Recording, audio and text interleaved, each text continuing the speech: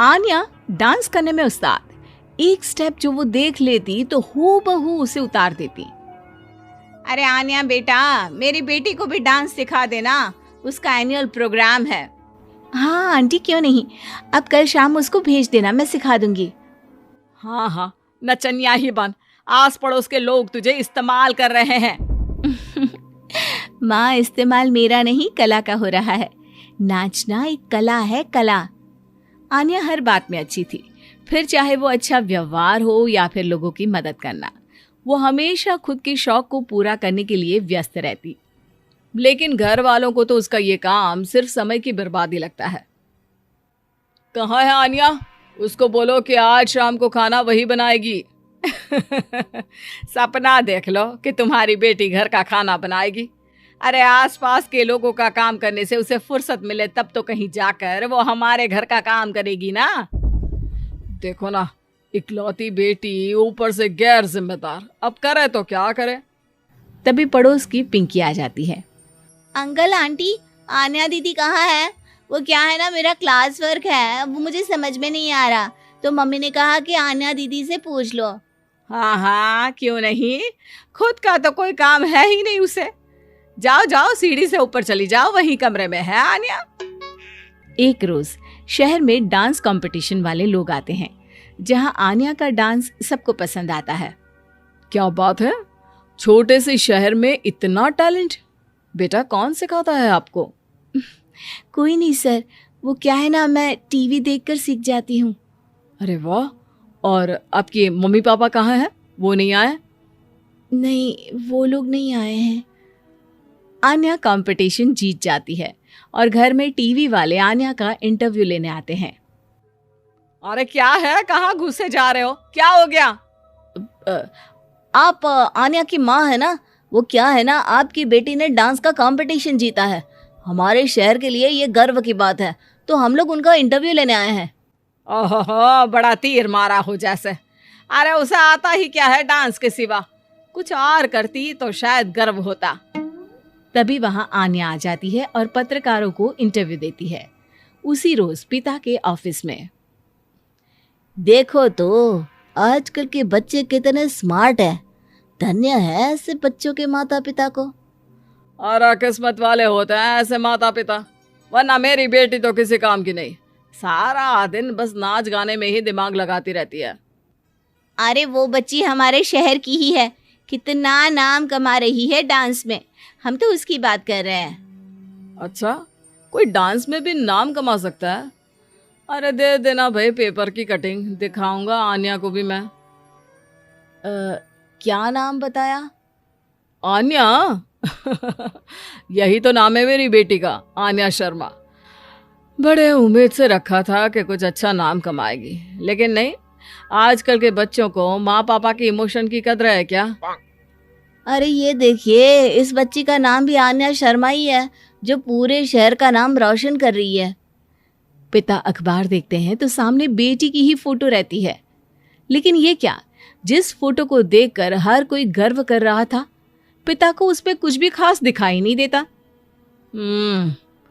हमारी ही औलाद है ये, पता नहीं कब कहाँ जाकर नाम लिखवाती है, मुझे तो पता भी नहीं है। अरे शर्मा जी, जरा मिलवा दीजिए ना अपनी बच्ची से, मैं अपनी बेटी को भी ऐसा ही बनाना चाहती हूँ, मेरी बेटी को कुछ टिप्स दे देगी करियर को लेकर। अच्छा, ये दिन आ गया आपकी बेटी के, ले आइए कभी भी, लेकिन बाद में अफसोस ना करिएगा। सभी को आन्या के पिता की बात पर हैरानी होती है कि इतनी टैलेंटेड लड़की के माता पिता आखिर उससे चाहते क्या है।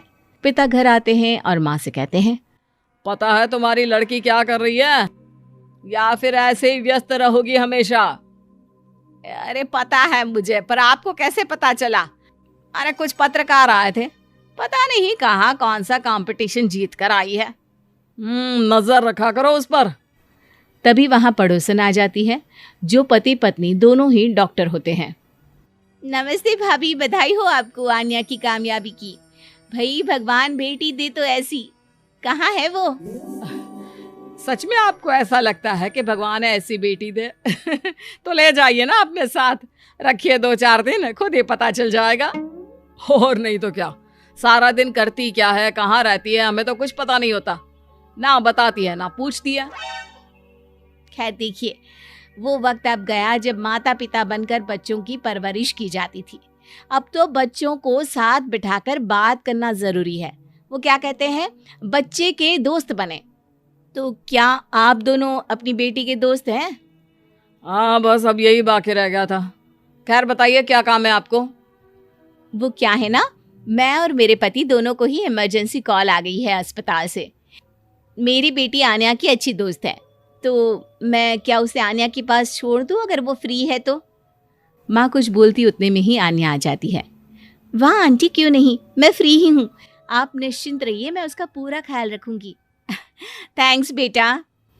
वो अपनी बेटी उनके घर छोड़ जाती है, जो आन्या की उम्र की ही होती है। ये क्या मजाक है आन्या? हम लोगों को सोना भी होता है और हर घर का अपना कायदा होता है। मुझे बिल्कुल पसंद नहीं है कि तुम किसी को भी घर में घुसा लो। धीरे बोलिए पापा, कैसी बात कर रहे हैं?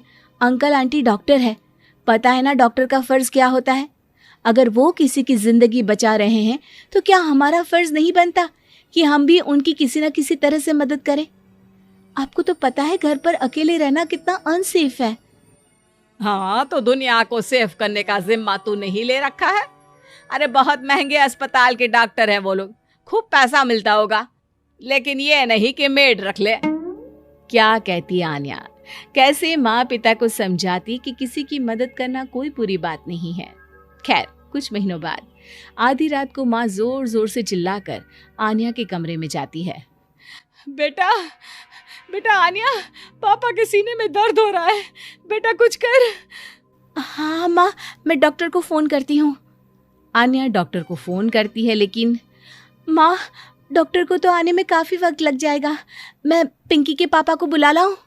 अरे वो नहीं आएंगे बेटा, वो लोग बहुत बड़े डॉक्टर हैं और हम लोगों के पास इतने पैसे भी नहीं है। माँ, मैंने डांस कंपटीशन में जो पैसे जीते थे वो है मेरे पास, आप चिंता ना करें, बस पापा का इलाज करवा ले। आन्या के कहने पर वो बड़े डॉक्टर ना सिर्फ आन्या के पापा का इलाज करते हैं, बल्कि उन्हें ठीक करके घर भी ले आते हैं। आज मैं सिर्फ अपनी बेटी की वजह से बच गया। भगवान सबको ऐसी बेटी दे।